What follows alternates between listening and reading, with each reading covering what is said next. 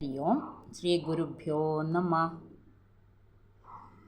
महाभारत कथा श्रीमन्महाभारत कथा सदाशिवसमारम्भां शङ्कराचार्यमध्यमाम् अस्मदाचार्यपर्यन्तां वन्दे गुरुपरम्परा। एकश्लोक भारतम्।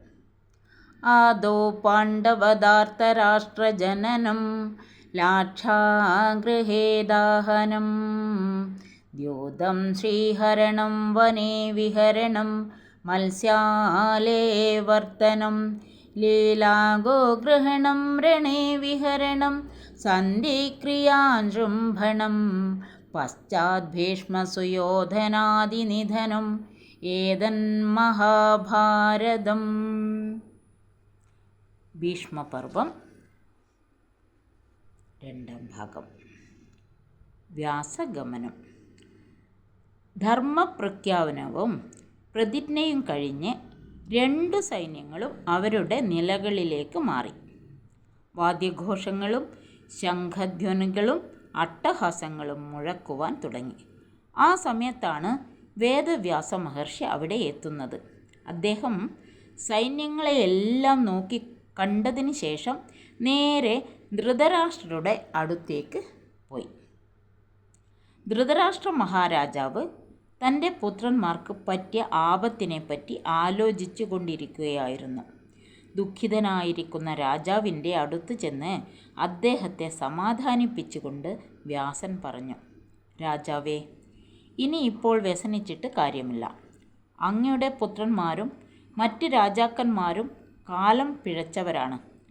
തേഷു കാലപരീതേഷു വിനശ്യസ്വേവ ഭാരത കാലപര്യായമാജ്ഞായ മാസ്മ ശോകേ മനഃകൃതാഃ.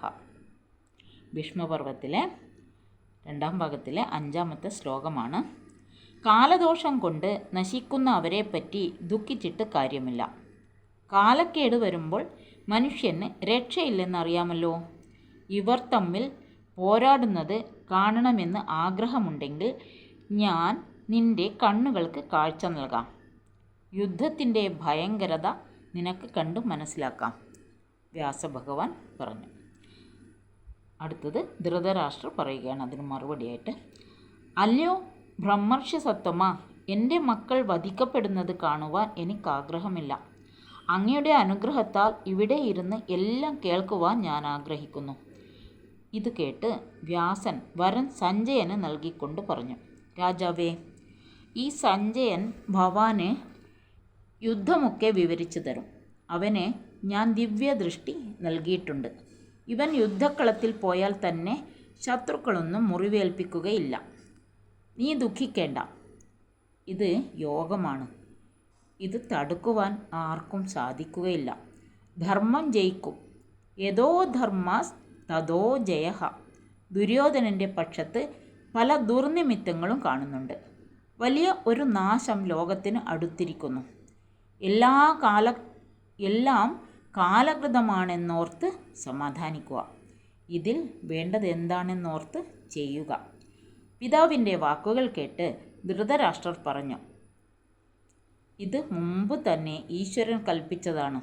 ഭൂമിയുടെ ഭാരം ചുരുക്കുവാൻ വേണ്ടി കൽപ്പിച്ചതാവാം.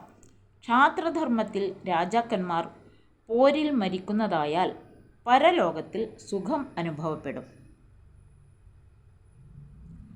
ഈ ലോകത്തിൽ കീർത്തിയും ലഭിക്കും. അതുകൊണ്ട് വരേണ്ടതെല്ലാം വരട്ടെ. വ്യാസൻ പറഞ്ഞു, അതല്ല രാജാവേ, ഭവാൻ എല്ലാവർക്കും ധർമ്മ്യമായ മാർഗം കാട്ടിക്കൊടുക്കുക. സ്വർഗത്തിൽ പോകുവാൻ യുദ്ധത്തിൽ മരിക്കണമെന്നില്ല. ധർമ്മം സംരക്ഷിച്ചാൽ തന്നെ സ്വർഗത്തിലെത്താമല്ലോ.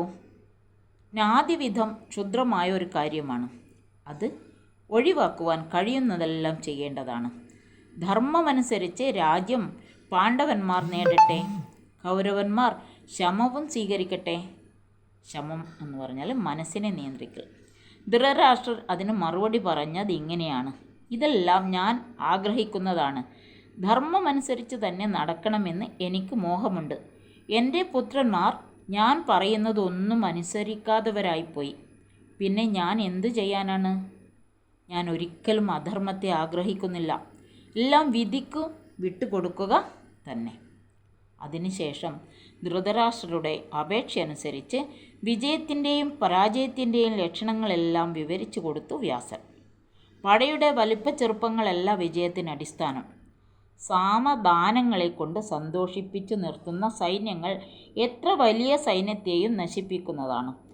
സംഘർഷം കൊണ്ട് എപ്പോഴും നാശമേ ഉണ്ടാവുകയുള്ളൂ. വിജയത്തിന് ആശ്രയം ഈശ്വരനാണ്. പോരിൽ ജേതാക്കൾ കൃതകൃത്യരാകുന്നു എന്നും മറ്റുമുള്ള ഉപദേശങ്ങൾ നൽകി വ്യാസമുനി മടങ്ങിപ്പോയി. ഓം തത്സത്. ഹരി ഓം. ശ്രീ ഗുരുഭ്യോ നമ. ഹരി ഓം.